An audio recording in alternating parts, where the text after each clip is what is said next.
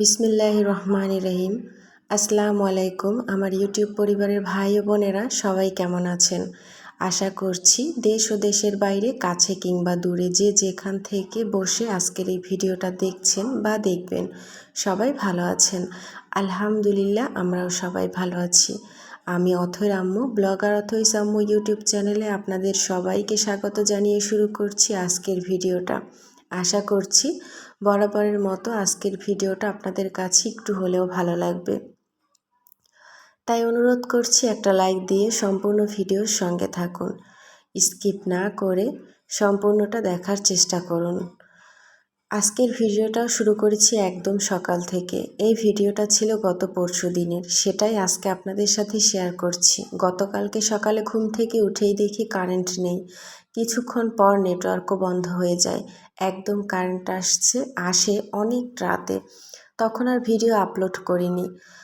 ভাবলাম এত রাত হয়ে গেছে, এখন আর আপলোড করার দরকার নেই। সেই ভিডিওটাই আজকে আপনাদের সাথে শেয়ার করছি। ঘুম থেকে উঠে ফ্রেশ হয়ে সোজা চলে এসেছি সকালে একদম রান্নাঘরে। এসে মেয়ের জন্য 2টা রুটি আগেই ভেজে নিয়েছি। আর বাসি একটু তরকারি ছিল, সেটা গরম করে মেয়েকে খেতে দিয়ে দিয়েছি। এখন ও খাচ্ছে। আর এই ফাঁকে হচ্ছে আমি রাইস কুকারে না, প্রেশার কুকারে একটু বউভাত বসিয়েছিলাম। যেই বউভাতকে অনেকে অনেক নামে ডাকে, অনেক জায়গায় দেখেছি বউয়া বলে ডাকে, তবে আমাদের বরিশাল অঞ্চলে এটাকে বউভাত বলে ডাকে। আসলে পোলাওয়ের চাল দিয়ে তেল, মরিচ আর লবণ, হলুদ, পেঁয়াজ কুচি এগুলো দিয়ে রান্না করা হয়। তো সেটা আমি কিন্তু অফ ক্যামেরাতেই বসিয়ে দিয়েছিলাম প্রেশার কুকারে। একটা সিটি উঠে হয়ে গেছে, তো বন্ধ করে রেখেছি। এখন হচ্ছে আমি এই তো অফ ক্যামেরাতে আমি ঢেলেও নিয়েছি। তবে মেয়েকে যে আমি টিফিনে দিয়েছি তখন ভিডিও করতে মনে ছিল না। মেয়েকে টিফিন বক্সে করে দিয়েছি, আর এতটুকু রয়ে গেছে সেটাই কিন্তু আমি একটা প্লেটে ঢেলে রেখেছি পরে খাবো বলে। অল্প একটুই রান্না করেছি, যেহেতু এটা আমি বোম্বাই মরিচ দিয়ে রান্না করেছি, সেই জন্য আমার ছোট 2 ছেলে খেতে পারবে না, আমাকেই খেতে হবে। আর আপনাদের ভাইয়া সকালে রুটি খেয়েই চলে গেছে। এই ভিডিওটা ছিল আর একটু কিছুক্ষণের পরের। এই ভিডিওটা ছিল হচ্ছে 9:30টার দিকে। ছেলে কিন্তু পরীক্ষা দিতে চলে গিয়েছে। ছেলের প্রথম পরীক্ষা ছিল আমার বড় ছেলের। তো আলহামদুলিল্লাহ পরীক্ষা খুবই ভালো হয়েছে। ও বলেছে সব কিছুর নাকি ঠিকঠাক উত্তর দিয়েছে। তো ছোট মানুষ, জানি না কতটা কি পেরেছে, আমি কিন্তু ওর সাথে যাইনি। প্রথম পরীক্ষা যেদিন হয়েছিল আর কি, প্রথম সাময়িক, সেদিন আমি সাথে গিয়েছিলাম। তো গিয়ে দেখলাম অনেকক্ষণ বসে থাকতে হয়। আর ছোট বাচ্চা নিয়ে স্কুলে গিয়ে বসে থাকা কিন্তু একটা ঝামেলার ব্যাপার। তাই আমি আম্মুকে পাঠিয়ে দিলাম, বললাম যে আম্মু তুমি গিয়ে বসো, আমরা এদিকে রান্নাবান্না সামলে নেব। তো আম্মু হচ্ছে আমার ছেলে আর আমার দেবরের মেয়েকে নিয়ে সেই স্কুলে চলে গেছে 9টার দিকে, যেহেতু ওদের পরীক্ষা। তো আম্মুকে পাঠিয়ে দিয়ে এখন আজকে ঘরের সমস্ত কাজ আমরাই করে নেব। সমস্ত কাজ বলতে ঘর গোছানো থেকে শুরু করে নিচতলায় গিয়ে রান্না বান্না সেগুলো। তো এই তো আমি খেয়ে নিয়েছি। তারপর মাত্র 1 ঘন্টা সময় নিয়ে দোতলার সমস্ত কাজ শেষ করেছি। ভাবলাম যে যেহেতু আজকে রান্নাবান্না আমাদের, তো অত সুন্দরভাবে গুছিয়ে করা বা ভিডিও করা আজকে আর সম্ভব হবে না, তাহলে অনেক দেরি হয়ে যাবে। তো এই ফাঁকে বাজারও চলে এসেছে, আর আমি আমার যাকে নিয়ে চলে এসেছি নিচতলাতে। এই তো আব্বু বাজার এনেছে ব্যাগ ভর্তি করে, সেগুলো আপনাদের সাথে শেয়ার করছি।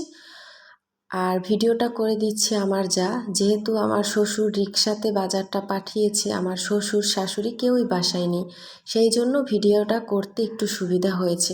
আসলে আব্বু আম্মু থাকলে কাজ বন্ধ করে আমি বউ হয়ে ভিডিও করব আর সবাই মিলে কাজ করবে, এটা দেখতে আর কি একটু খারাপ লাগে না? আর এটা খারাপ লাগে কিংবা হুটহাট করে আমাকে কেউ কিছু বলে ফেলতেও পারে। সেই জন্যই হচ্ছে আমি নিচতলাতে গিয়ে কখনো সহজে আপনাদের সাথে ভিডিও শেয়ার করি না। যতটুকু ভিডিও শেয়ার করি সেটা হচ্ছে আমার দোতলার, আর আমি কী কী কাজগুলো করে থাকি। তো এই তো দেখুন, আমি কিন্তু কোটাকাটির জন্য বসে পড়েছি। আসলে আজকে আপনাদের সাথে শেয়ার করছি, আর আর কি আপনাদেরকে দেখাতে চাইছি যে আমি কিন্তু প্রতিদিন সকালবেলা আমার দোতলার কাজগুলো শেষ করে নিচতলাতে গিয়ে এই কাজগুলো আমরা করে থাকি, আমি আমার যা। তবে সেটা আপনাদের সাথে সহজে কখনো শেয়ার করা হয় না। তো আজকে ভাবলাম যখন সুযোগ পেয়েছি তখন শেয়ার করি। এখানে কিন্তু বাজার এনেছে আব্বু, পোয়া মাছ এনেছে অনেকগুলো, তার মধ্যে ওগুলোকে কি বলে, কি মাছ যেন ভুলে গেছি, সেগুলো ছিল। একটা মুরগি ছিল, পেঁয়াজ ছিল, একটা আনারস ছিল, 2টা পেঁপে ছিল আর মিষ্টি কুমড়া ছিল। তো আমি এখন একে একে সব কিছু কুটে টুটে নিব। আমার যা আবার কোটাকাটি অতটা ভালো পায় না, যেহেতু ঘরের যত মাছ তরকারি কোটা আছে এগুলো আমি আমার শাশুড়ি আম্মু বেশি করে থাকি। ও হচ্ছে গিয়ে এগুলো আর কি এগিয়ে দেয়া, ধোয়া, কোটার পরে যেগুলো ধোয়া এগুলো আমার যা করে থাকে।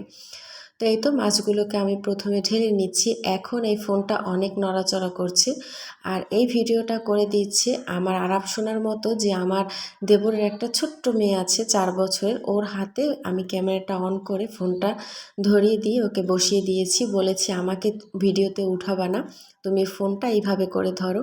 আমার সেই ছোট্ট পাখিটা, আমার দেবরের মেয়ে, আমার পাখিটা কিন্তু ফোনটা সুন্দরভাবে ধরে নিয়েছে, আর আমি কিন্তু ভিডিও করে নিচ্ছি। এই ফাঁকে আমি কাজগুলো করে নিচ্ছি আর ও ভিডিওটা করছে। আসলে এতটা ছোট কি বলবো, আরাপ সোনা তাও একটু চালাক আছে, ও কিন্তু একদমই চালাক না, তবুও কিন্তু বড় মাকে ভিডিও করতে সাহায্য করছে।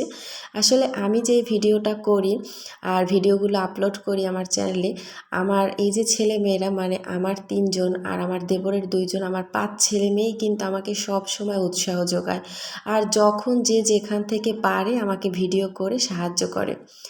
এরপর ছোট্ট সোনার কাছে ফোনটা আমি নিয়ে নিলাম। আমার যা কিন্তু এই যে চাল ধুয়ে ভাত বসিয়ে দিয়েছে, আর চুলা কিন্তু জাল ধরিয়ে দিয়েছে, সেটাও একটু আপনাদের সাথে শেয়ার করলাম।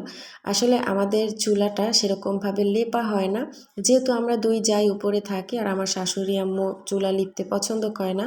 আর এটা কিন্তু সিমেন্টের চুলা, মাটির চুলা না, তো সেজন্য অত ভালো করে প্রতিদিন লেপারও প্রয়োজন হয় না। তো সেটা দেখে আবার কেউ কিছু মনে করবেন না প্লিজ। আগে আমি চুলা লেপতাম, আমি কিন্তু চুলা লেপায় এক্সপার্ট, তবে এখন আর নিজের দোতলার কাজগুলো সামলে নিচতলা এসে চুলা লেপা সম্ভব হয় না, সেজন্য আর করাও হয় না। আর এই তো দেখুন আমি কিন্তু মাছ করতে বসে গেছি, মাছ করতেছি। এখানে বিভিন্ন ধরনের মাছ ছিল, 4-5 পদের। পোয়া মাছ ছিল, আর একটাকে পাংখা মাছ বলে, সেটা ছিল 2 পিস। তারপর ছিল ভেদি মাছ, আর ছিল আরও একটা মাছ চ্যাপ্টা মতো, আসলে ওই মাছটার নাম এই মুহূর্তে আমার মনেই পড়ছে না। তো আমি কিন্তু পেঁয়াজ কুটে নিয়েছি, মিষ্টি কুমড়া কুটে নিয়েছি, এখন হচ্ছে মাছ কুটতেছি। মাছ কোটার পর হচ্ছে মুরগিটা কুটে নিব। আর আমি কিন্তু কাজ খুব দ্রুত করতে পারি, সেটা আপনারা ভিডিওতে দেখে কতটুকু বুঝতে পারছেন আমি জানি না। এটা নিজের প্রশংসা করছি না, এটা আপনাদের সাথে একটু শেয়ার করছি আর কি। আমি খুব দ্রুত কাজ করতে পারি, সেটা হোক যতটা কম সময়ের মধ্যে। আমি কিন্তু ঘরের কাজগুলো খুব দ্রুত করতে পারি, কোটাগুলো আর কি, কোটাকাটির যে কাজগুলো, মাছ তরকারি কাটাকাটি, এগুলো আমি খুব দ্রুত করতে পারি। তবে রান্নার বিষয়ে আমি অতটা আর কি পারদর্শী না। রান্না বলতে আমি নিজের ইচ্ছে মতো সব কিছু রান্নাবান্না করতে পারি, তবে অনেকে অনেক কিছু রান্নাবান্না করতে পারে, বিভিন্ন ধরনের রেসিপি করতে পারে, সেই বিষয়ে আমি অতটা পারদর্শী না। আসলে সবাই তো সব বিষয়ে পারদর্শী হয় না, তাই না? এই ফাঁকে কিন্তু রান্নাবান্না অফ ক্যামেরাতে হয়ে গেছে। ফাঁকে পরীক্ষা শেষ করে আমার ছেলে মেয়েদেরকে নিয়ে আমার শাশুড়ি চলে এসেছে, শ্বশুর আব্বু বাজার থেকে চলে এসেছে, তো তারপর আর ভিডিও করা হয়নি। আর রান্নাবান্না কিন্তু এখন 1:30 বাজে, এর মধ্যেই প্রায় শেষ।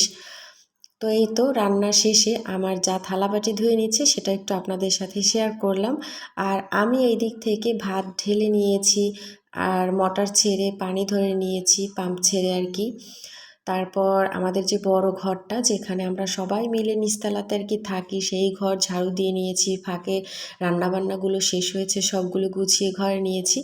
আর আজকে আমার যা থালাবাটি ধুয়ে নিচ্ছে, আসলে আমরা একদিন একদিন করে কাজ ভাগাভাগি করে নিই। একদিন এগুলো আমি করি, আর একদিন আমার যা করে। আর এই তো আমার শাশুড়ি আম্মু স্কুল থেকে চলে এসে খই ভাজতে বসে পড়েছে। আর আম্মু যতক্ষণে আর কি খই ভাজছে, আম্মুর আগে কিন্তু আমি ভাজতে বসেছিলাম, তবে তখন তো আর আমি ভিডিওটা করতে পারিনি, তো সেই জন্য আম্মুকে বসিয়ে দিয়ে আমি আবার ভিডিওগুলো করে আপনাদের সাথে শেয়ার করছি। আমি কিন্তু খুব সুন্দর খই ভাজতে পারি। খই ভাজার জন্য অনেকে অনেক ধরনের পাতিল কিংবা খোলা ব্যবহার করে, মাটির হাঁড়ি ব্যবহার করে, তবে আমি এইটা নিজে থেকে আর কি আবিষ্কার করেছি, যে আমি একদিন দেখব দস্তার কড়াইতে খই ফোটে কিনা ভালো। তো একবার ট্রাই করার পর দেখলাম খুব ভালোই ফোটে। এখন থেকে কিন্তু আমরা সবসময় দস্তার কড়াইতে এভাবে একটা হড়া আর আর কি হুটহাট করে যখনই খেতে মন চায় তখনই আমরা ভেজে নিই। আর ওই যে সরা আছে কাছে, ওই সরা দিয়ে ঢেকে ভালো করে তারপর হচ্ছে খইটা ভেজে নিই, যাতে করে পাশে ছিটে না ওঠে। তবুও ফাঁকা থেকে আর কি একটু একটু ছিটে, তো সেটার জন্যই চারপাশটা নোংরা হয়ে আছে, ওটা রান্না শেষে পরে ঝাড়ু দিয়ে নেব। আর এই হচ্ছে আম্মু খইটা ভাজতেছে। খইগুলো কিন্তু দারুণ ভাজা হয়েছে, অনেক বড় বড় খই ফুটেছে। তো সেটা একটু আপনাদের সাথে শেয়ার করলাম। আর আমরা কিন্তু নিজেরাই ধান রেখে তারপর সেই ধান শুকিয়ে এভাবে রেখে দিই, আর বছরে সারা বছরের জন্য রাখি আর কি। যখনই খই খেতে মন চায় তখন এরকম ভাজি। আমাদের ঘরে সবচাইতে খই বেশি পছন্দ করে আমার শাশুড়ি আর হচ্ছে আমার শ্বশুর আব্বু। তো এই তো দেখুন অবশেষে খই ভাজা শেষ, 1.5 বালতি খই ভাজা হয়েছে। এই খই ভেজেছি আমি আর আমার শাশুড়ি আম্মু। আর খই যে পাশে বসে খইটা আর কি চালতে হয় ধানগুলো ফেলে দেওয়ার জন্য, সেটার কাজ করেছিল আমার চাচাতো একটা ননদ, ও এসেছিল এই ফাঁকে, ও আবার ওইখানে বসে কাজ করছিল। তো আমি এই ফাঁকে একটু ভিডিওটা করে নিয়েছি। এরপর খই ভাজা শেষ করে আম্মুর রুমে চলে এসেছি, মানে আমার শাশুড়ি আম্মুর। তো এই তো দেখুন শাশুড়ি আম্মুর রুমের কী অবস্থা, বিছানার সব বালিশগুলো নামিয়ে ওরা ফ্লোরে বসেই খেলতেছে, আমার দেবরের ছোট মেয়ে আমার ছেলে। আর আব্বু কিন্তু পাশেই বসেছিল। তো আব্বুকে এসে জিজ্ঞেস করলাম যে ওরা এগুলো করেছে আপনি কিছু বলেন নাই? আব্বু বলতেছে যে আমার নাতিরা শান্ত আছে, খেলুক এখন, তো ওরা চলে গেলে পরে আবার গুছিয়ে নেব। আব্বু পাশে ওইখানে বসা ছিল আমার ছেলেকে কোলে নিয়ে, তবে আব্বু খালি গায়ে, এই জন্য আর কি ভিডিওতে আমি অতটা সুন্দর করে তুলিনি। আর এই তো দেখুন আমার শাশুড়ির রুমের সামনে বাইরের দিকে একটা টেবিল পাতা, সেইখানে আমার 2 ছেলে মেয়ে, মানে আমার দেবরের মেয়ে আমার ছেলে পড়তে বসেছে। এখন বাজে 2টা, ওদের টিচার চলে আসবে। এই গত 2-1 দিন হলো ওদের জন্য একজন টিচার ঠিক করেছি। আসলে এই 2জনকে সামলানো অনেক কঠিন হয়ে পড়েছে। তো ভাবলাম যে 2জন টিচার দিলে ওদের পড়াটা ভালোভাবে করানো হবে। আসলে সংসারের সমস্ত কাজ করে ওদের দিকে অতটা সময় দেওয়া যাচ্ছে না, যেহেতু হেল্পিং হ্যান্ড ছাড়া ঘরের সমস্ত কাজগুলোকে আমাদেরকে করতে হচ্ছে আর কি, এত বড় সংসার। তো আজকের ভিডিওটা কেমন লাগলো অবশ্যই জানাবেন। আল্লাহ হাফেজ, আসসালামু আলাইকুম।